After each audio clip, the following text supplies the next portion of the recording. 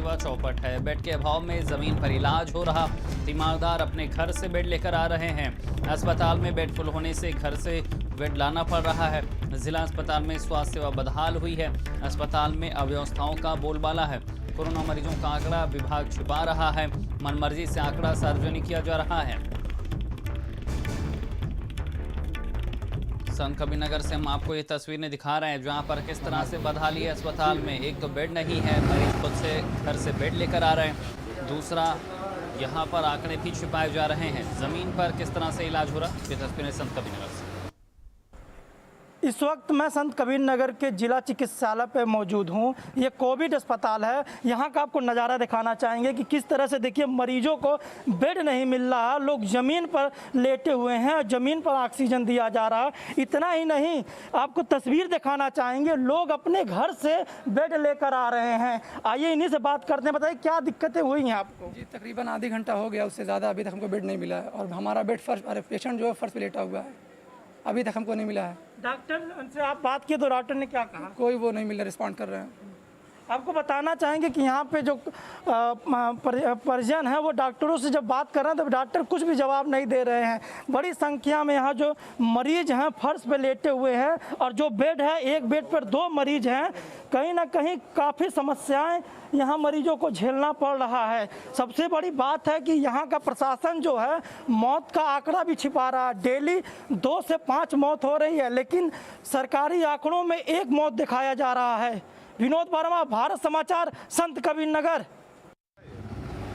और इसी खबर पर जानकारी के साथ संवाददाता विनोद हमारे साथ सीधे जुड़ गए हैं। विनोद, जो आपने तस्वीरें दिखाई हैं वो कलई खोलती हैं। कोरोना काल में सरकारी अस्पतालों की मरीज खुद बेड लेकर आए, उनका इलाज नहीं होगा और होगा तो जमीन पर होगा। इससे सिस्टम का क्या इंतजाम है, उसकी पोल खुल रही है। जी शैलेंद्र जी, आपको बताना चाहेंगे जो मरीज होम क्वारंटाइन है उनकी हालत बिगड़ती जा रही है।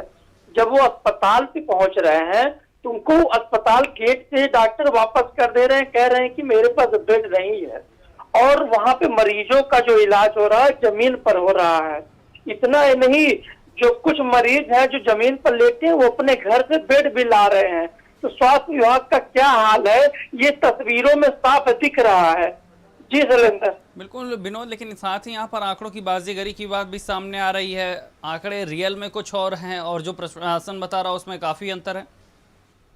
जी शैलेंद्र, आपको बताना चाहेंगे इस जिले में डेली 2 से 5 मौतें हो रही हैं, लेकिन सरकारी आंकड़ों में सिर्फ 1 मौत दिखाया जा रहा है।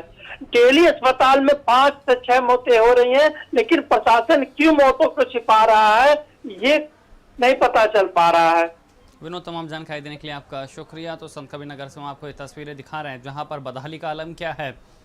मरीज का ज़मीन पर लिटाकर इलाज किया जा रहा है, लगातार मौतें हो रही हैं, लेकिन आंकड़ों की बाजीगरी की जा रही है, व्यवस्था को बंदोबस्त नहीं किया जा रहा।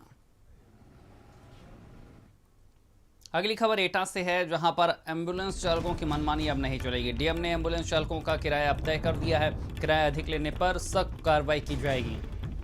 तो एटा से हम आपको एक खबर बता रहे हैं जहां पर ये कवायद की गई है प्रशासन की तरफ से। लगातार इस तरह की खबरें आ रही थी कि एम्बुलेंस चालक मनमानी कर रहे हैं, बहुत कम दूरी का बहुत ज़्यादा किराया लिया जा रहा, लेकिन अब यहां पर रेट तय कर दिया गया है। अगर यहां पर मनमानी की तो फिर कार्रवाई भी होगी। इधर लखनऊ में डीएसओ पोर्टल में ब्यौरा नहीं